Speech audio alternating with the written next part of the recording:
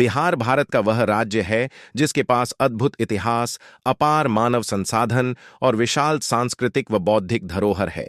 यह वही धरती है जहां से लोकतंत्र की पहली आवाज उठी, जहां नालंदा और विक्रमशिला जैसे विश्वविख्यात विश्वविद्यालय फले फूले। लेकिन आज दुखद स्थिति यह है कि बिहार को अक्सर बीमार राज्य कहा जाता है। यह शब्द सिर्फ आर्थिक रूप से नहीं, बल्कि सामाजिक, राजनीतिक और संरचनात्मक पिछड़ेपन के संदर्भ में उपयोग होता है। सवाल उठता है, आखिर क्यों? सबसे पहला कारण है राजनीतिक नेतृत्व और नीति का कमजोर होना।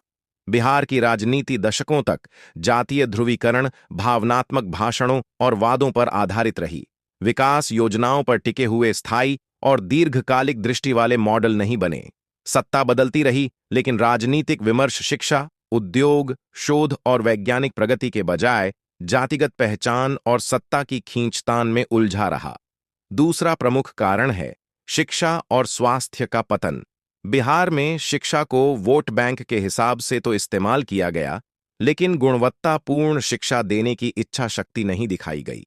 सरकारी स्कूलों में शिक्षक कम, आधारभूत ढांचा कमजोर और प्रबंधन का अभाव रहा।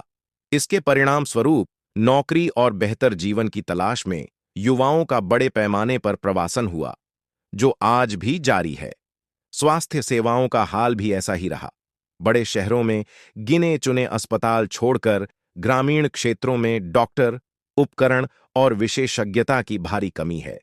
जब स्वास्थ्य और शिक्षा कमजोर हो जाएं, तो समाज आगे कैसे बढ़े? तीसरा बड़ा कारण है औद्योगिक विकास का अभाव।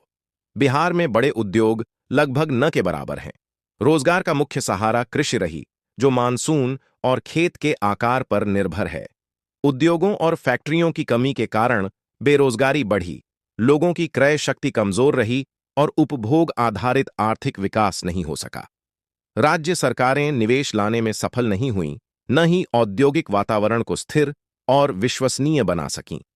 चौथा कारण है प्रशासनिक और कानून व्यवस्था की कमजोरी। लंबे समय तक बिहार की पहचान अपराध और भ्रष्टाचार से जोड़ी गई। निवेशक वहां पैसा लगाने से डरते रहे। कई बार कानून व्यवस्था सुधारने की कोशिश हुई, लेकिन एक स्थायी और कठोर व्यवस्था नहीं बन सकी। इन सब के बावजूद यह कहना गलत होगा कि बिहार में संभावनाएं नहीं हैं। बिहार की मिट्टी में प्रतिभा है, युवाओं में ऊर्जा है और श्रमिकों में अद्भुत मेहनत की क्षमता है। आज भी पूरे भारत के शहर बिहार के युवा मजदूर, बैक ऑफिस कर्मचारी, शिक्षक, ड्राइवर, सुरक्षाकर्मी और इंजीनियर के रूप में खड़े हैं। जरूरत है राजनीतिक इच्छा शक्ति, वैज्ञानिक सोच और दीर्घकालिक विकास की नीतियों की।